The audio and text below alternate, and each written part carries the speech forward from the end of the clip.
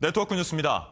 MBN은 매주 금요일 광역자치단체장들을 만나 민선 6기, 임기 3년을 돌아보고 이 현안을 짚어보는 릴레이 인터뷰 진행하고 있습니다.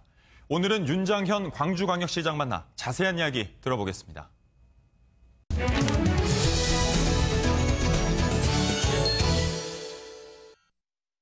시장님 안녕하십니까? 네, 잘 오셨습니다. 광주에. 지난 임기 3년간 광주형 일자리 사업에 매진을 하셨는데요.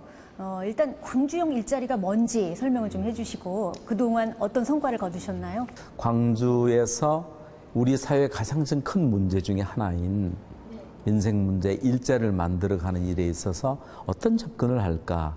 우리에게는 뭐가 있을까 했을 때 광주 공동체라는 소중한 저희의 경험이 있습니다. 그래서 노사민정 시민사회가 함께해서 새로운 사회통합형 일자리 정책을 만드는 것이 필요하겠다.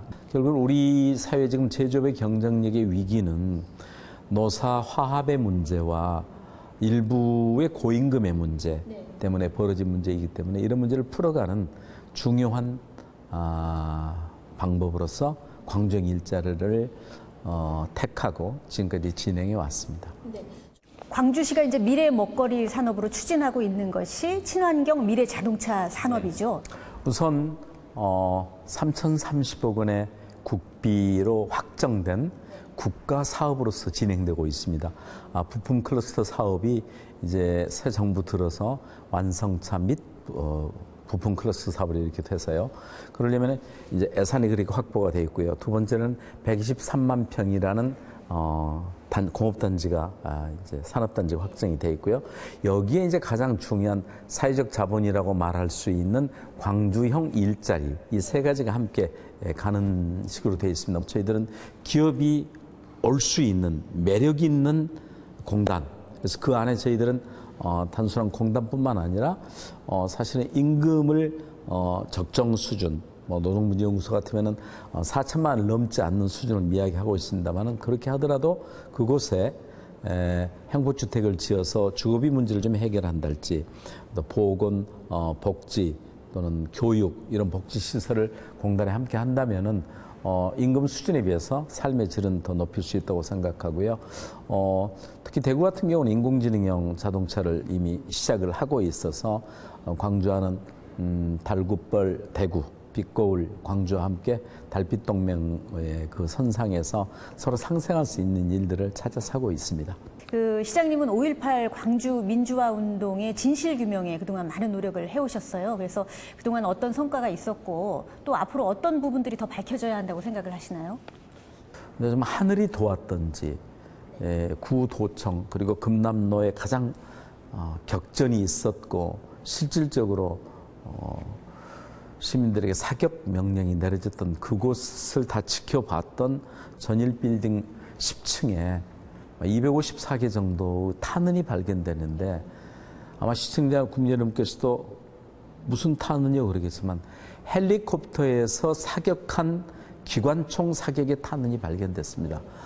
이걸 통해서 그 당시에 발포 명령자가 되지 않았고 헬기 사격의 발표 명령 발표되지 않았고 아울러서 행불자들이 어디에 묻혔는지도 아무도 밝히지 않았습니다. 당시에 요란하게 청문회는 했었지만은 국가의 공식적인 조사 보고서가 채택되지 않은 상황이어서 지난 5월 18일에 37주 전 대통령 기념사에서 이 밝혔듯이 진실규명, 왜곡 폄하에 대한 문제, 니물란 행정국의 문제, 아울러서 헌법 전문의 개재 문제, 그리고 구도청의 원형 보고 문제까지 일거에 광주의 문제들을 풀어주심으로 해서 이제 광주는 이런 복된 또 아픔을 극복한 상황 속에서 다른 지역에 또 세계에 손을 내밀고 함께 가는 또 연대의 도시가 될 걸로 생각합니다. 네. 광주를 예향의 도시라고들 하는데요. 그 가치를 더 확대할 수 있는 기반이 아시아 문화전당이 아닌가 싶어요. 그런데 좀 일부 운영에 좀 문제가 있다는 지적도 좀 나오고 있고 그래서 아시아 문화전당을 활성화하기 위한 보관이 계신지요? 아시아 문화전당은 국립이지만 광주에 있고요. 국립이지만 아시아를 향한 아시아와 함께하는 되겠다. 그것을 문화를 통해서.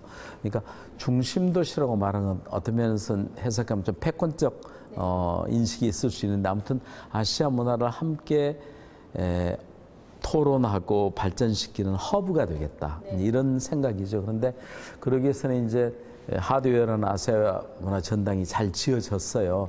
그런데 그 일을 풀어가는 뭐 전당장의 선임 문제랄지 또 그 프로그램을 만들어가는 내부의 운영비 문제 뭐 이런 것들이 이 아궁이에다 불 떼고 잘 고아내야 되는데 그냥 지난 박근혜 정부에서 이렇게 뒤에 공급이 안 되다 보니까 이 엄청난 그 문화 발전소가 지금 그 제대로 앞으로 못 가고 있는 상황입니다.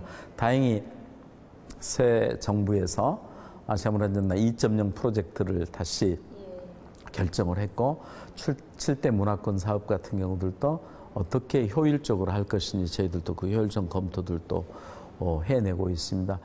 소통이 이제 시대적 화두로 떠올랐는데 시장님의 최근 그 소통 행정이 좋은 평가를 받고 있습니다. 그래서 그 어떤 일들을 추진해 오셨는지 소개를 좀 해주시죠. 소통을 하려면 탈권위가 돼야 된다고 생각합니다.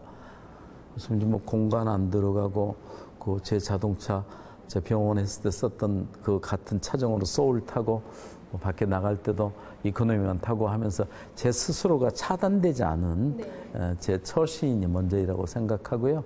그리고 결국은 철저한 현장 중심 그리고 이 고위 밖에서 볼 때는 고위직 아닙니까? 이 고위직이 시선이 어디를 향하느냐?